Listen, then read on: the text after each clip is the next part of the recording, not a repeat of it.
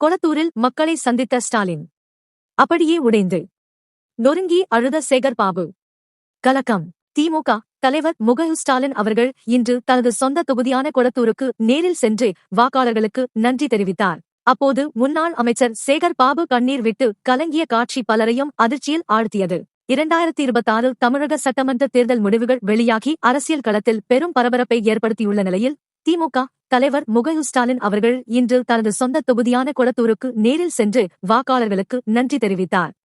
தமிழக முதலமைச்சராக பொறுப்பு வகித்த நிலையில் கொளத்தூர் தொகுதியில் தமிழக வெற்றிக் கழக வேட்பாளர் வி.எஸ்.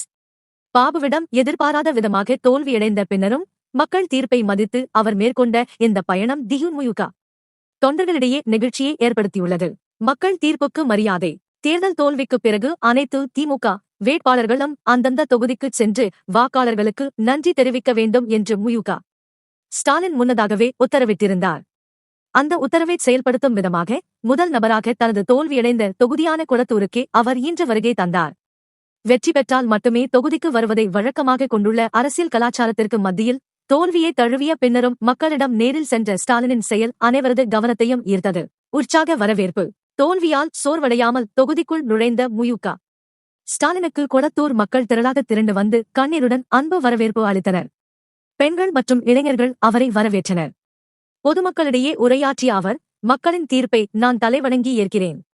கடந்த முறை என்னை வெற்றி பெறச் செய்தீர்கள், இம்முறை மாற்றத்தை விரும்பியுள்ளீர்கள்.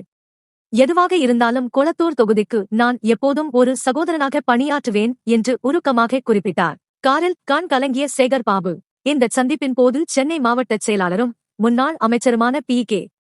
சேகர் பாபு உடன் இருந்தார். தேர்தல் பரப்புரையின் போது கொளத்தூரில் ஸ்டாலின் தொகுதியில் உழைத்தவர் அவர். இன்று மக்கள் மத்தியில் ஸ்டாலின் காரில் சென்றபோது ஒரு கட்டத்தில் உணர்ச்சிவசப்பட்ட சேகர் பாபு காரிலேயே கண்கலங்கி அழுதார். கட்சியின் தலைவரும் முதலமைச்சருமான ஒருவரை தனது மாவட்டத்தில் காக்க தவறிவிட்டோமே என்ற ஆதங்கம் அவர் முகத்தில் வெளிப்படையாக தெரிந்தது. கொளத்தூர் சரிந்த சரித்திரம்.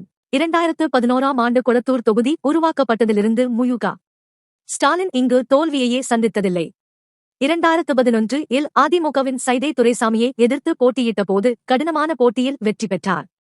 பின்னர் 2016 மற்றும் 2021 தேர்தல்களில் முறையே 37,000 மற்றும் 70,000 வாக்குகள் வித்தியாசத்தில் வெற்றி பெற்று அத்தொகுதியை தனது தனிப்பட்ட செல்வாக்கின் அடையாளமாக மாற்றியிருந்தார்.